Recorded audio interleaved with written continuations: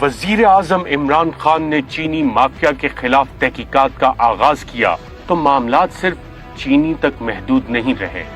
جب sugar mills کے خلاف تحقیقات کا آغاز کیا گیا تو معلوم ہوا کہ یہ مل مالکان تو جان بوجھ کر چینی کی قیمت میں سٹا کھیل کر اضافہ کرنے میں شامل ہیں۔ ایف آئی اے نے چینی کے بروکرز کے خلاف کارروائی کی اور ایک سٹا مافیا کا سراغ لگایا جو کہ اس دھندے سے کالا دھن کماتا تھا، اور اس میں ایف آئی اے ذرائع کے مطابق مل مالکان پوری طرح ملوث پائے گئے ہیں۔ اس کالے دھن کو چھپانے کے لیے پھر خفیہ اکاؤنٹ بھی بنائے گئے جن کا سراغ بھی ایف آئی اے لگا چکی ہے۔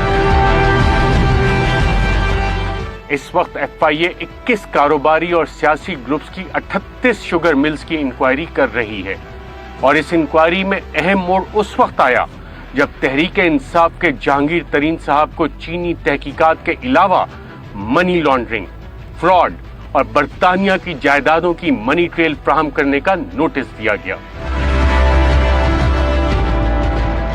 ایف آئی اے ذرائع کا دعویٰ ہے کہ جہانگیر ترین کی کمپنی جے ڈی ڈبلیو نے نہ صرف چینی کی فروخت کے نام پر سٹا کھیلا بلکہ جے ڈی ڈبلیو کے شیئر ہولڈرز کے ساتھ فراڈ کیا، اور جے ڈی ڈبلیو کے اربوں روپے اپنے قریبی عزیز کی بن فیکٹری فاروقی پلپ ملز میں لگائے، اور بعد میں اس رقم کو کاغذات میں نقصان دکھایا جبکہ وہ مل رقم لگانے سے پہلے ہی ڈوب چکی تھی۔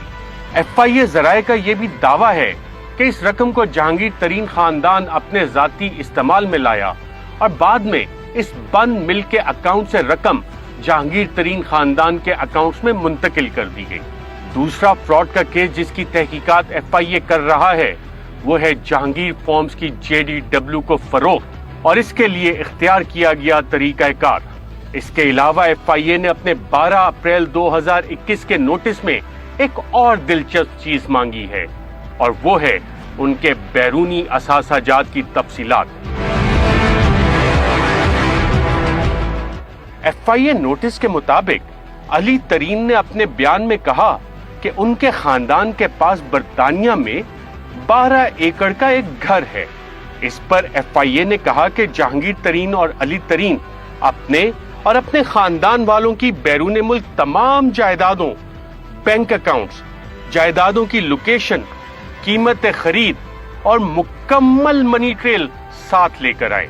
جہانگیر ترین پر آف شور کمپنی اور برطانیہ کی جائیداد کے حوالے سے سپریم کورٹ میں بھی ایک کیس چلا تھا جس کے نتیجے میں ان کو نااہل قرار دیا گیا تھا۔ جہانگیر ترین کے مطابق وہ سپریم کورٹ میں اپنی بیرون ملک جائیدادوں کی منی ٹریل دے چکے ہیں۔ سپریم کورٹ کا فیصلہ اگر پڑھیں تو اس میں ایک تو ذکر کیا گیا ہے کہ جہانگیر ترین صاحب کی جانب سے انسائیڈر ٹریڈنگ کا، اور بتایا گیا ہے کہ انہوں نے اپنے خاندان اور مالی کے ذریعے یونائٹڈ شوگر ملز کے شیئرز کی انسائیڈر ٹریڈنگ کی۔ اس انسائیڈر ٹریڈنگ سے کم از کم 70.81 ملین روپے کا فائدہ اٹھایا، جس پر ایس سی سی پی کی طرف سے ان کو نوٹس دیا گیا اور کیس ثابت بھی ہوا، جس پر جہانگیر ترین کی جانب سے یہ رقوم واپس کرنے کی پیشکش کی گئی۔ سپریم کورٹ نے جہانگیر ترین کے برطانیہ میں موجود گھر اور آف شور کمپنی کے بارے میں بھی تفصیل سے لکھا ہے، مگر سپریم کورٹ کے فیصلے کی جانب جانے سے پہلے ذرا ایف آئی اے کی حالیہ کارروائی دیکھتے ہیں۔ جہانگیر ترین کے صاحبزادے علی ترین نے ایف آئی اے میں اپنی پیشی کے دوران ایف آئی اے کو بتایا کہ برطانیہ میں ان کا ایک گھر ہے جہاں وہ لوگ رہتے ہیں۔ اس پر ایف آئی اے نے موقع غنیمت جانتے ہوئے ان کو نوٹس بھیجا کہ وہ اپنے تمام غیر ملکی اثاثہ جات اکاؤنٹ اور اثاثہ جات خریدنے کے لیے منی ٹریل بھی ساتھ لے کر آئے۔ ایف آئی اے ایسا کیوں کر رہی ہے؟ کیا یہ تمام معاملہ سپریم کورٹ میں جا چکا تو دوبارہ کیا وہی کیس کھل رہا ہے؟ ایسا کیا ہوا کہ چینی کی تحقیقات میں اچانک ہی جہانگیر ترین کے صاحبزادے سے لندن جائیداد کا منی ٹریل بھی مانگ لیا گیا ہے؟ اس سب کو سمجھنے کے لیے ہمیں چند سال پیچھے جانا پڑے گا۔ شاہد خاقان عباسی صاحب نے بطور وزیر اعظم 5 اپریل 2018 کو ایک 5 نکاتی ٹیکس ریفارمز پیکج متعارف کروایا، جس کے تحت بیرون ملک اکاؤنٹ اور جائیدادیں 2% اور 5% ادا کر کے وائٹ کی جا سکتی تھیں۔ اس کے چند دن بعد ہی جہانگیر ترین نے ایک ٹویٹ کی اور قوم کو بتایا کہ جناب یہ ایمنسٹی تو کالا دھن سفید کرنے کے لیے دی جا رہی ہے۔ ترین صاحب نے اپنی ٹویٹ میں یہ بھی لکھا کہ اس اسکیم کے ذریعے پیغام دیا گیا کہ ٹیکس نہ دو، شہریوں کا مال چراؤ اور اپنا چوری کا مال مضحکہ خیز ریٹس پر قانونی بنا لو۔ عمران خان صاحب نے بھی اس اسکیم کے خلاف آواز اٹھائی۔ جو ایماندار ٹیکس پیئر ہے ان کے اوپر ٹیکس ہے۔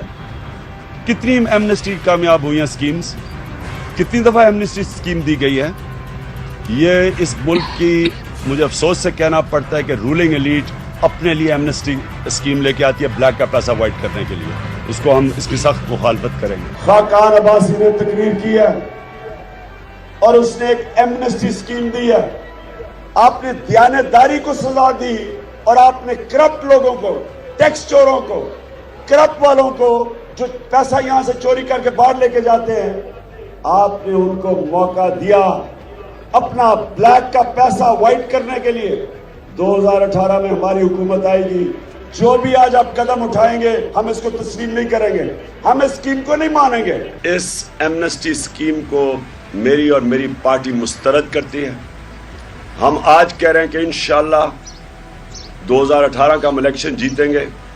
جنہوں نے ایمنسٹی لی ہے سب کو انویسٹیگیٹ کریں گے کہ جو لوگ ایمانداری سے اس ملک میں ٹیکس دیتے ہیں وہ تو بیوقوف لوگ نکلے نا۔ آپ نے تو ان کو یہ پیغام دیا کہ تمہارے سے زیادہ بیوقوف کوئی ہے نہیں۔ کتنی دفعہ نون لیگ نے ایمنسٹی اسکیم دی ہے، کتنی دفعہ پیپلز پارٹی نے دی ہے، کیا فائدہ ہوا ہے پاکستان کو؟ سوائے یہ کہ چوروں کو موقع دیتے ہو بلیک کا پیسہ وائٹ کرنے کے لیے۔ یہ میں آج کہہ رہا ہوں، ہم اس کو نہیں مانتے۔ انشاءاللہ ہماری حکومت آئے گی، ہم ان سب کو انویسٹیگیٹ کریں گے جن کو تم نے بلیک کا پیسہ وائٹ کرنے کا موقع دیا ہے۔ تو جناب جس وقت تحریک انصاف اپنی پوری قوت سے اس ٹیکس ایمنسٹی کی مخالفت کر رہی تھی، اس وقت عمران خان کے بعد تحریک انصاف کے طاقتور ترین شخص جہانگیر ترین کے صاحبزادے شاہد خاقان عباسی صاحب کی اسی ایمنسٹی اسکیم سے فائدہ اٹھا رہے تھے۔ جی ہاں، 14 جولائی 2018 کو پرنٹ کیا گیا یہ دستاویز علی ترین صاحب کا ہی ہے۔ اس دستاویز میں علی ترین نے ایمنسٹی اسکیم کا فائدہ اٹھاتے ہوئے اس اسکیم کے سیکشن 5 کے تحت بیرون ملک اپنی جائیداد صرف 5% ٹیکس ادا کرتے ہوئے قانونی کر لی۔ اس جائیداد کی قیمت 3 ارب 30 کروڑ ظاہر کی گئی اور اس پر ٹیکس 16 کروڑ 50 لاکھ روپے ادا کیا گیا۔ علی ترین نے یہ دستاویزات آن لائن داخل کی اور چپکے سے اپنا برطانیہ میں موجود گھر قانونی کروا لیا، اور اسکیم بھی شاہد خاقان عباسی صاحب کی پیش کردہ، جس کی مخالفت عمران خان دن رات کر رہے تھے، بلکہ جہانگیر ترین بھی اس کے خلاف ٹویٹ کر کے عوام کو آگاہ کر رہے تھے کہ یہ سب کرپشن کا مال حلال کرنے کے لیے کیا جا رہا ہے۔ شاہد خاقان عباسی کی حکومت نے اعلان تو کیا تھا کہ اس اسکیم سے پولیٹیکلی ایکسپوز پرسن یعنی کہ سیاسی طور پہ برہنہ شخص یا ان کے خاندان کے لوگ فائدہ نہیں اٹھا سکیں گے۔ تو جناب علی ترین صاحب نے اس غیر ظاہر شدہ جائیداد کو اپنے والد کے مطابق ایک انتہائی مضحکہ خیز ریٹ پر وائٹ کروا لیا۔ یہاں بہت سے سوال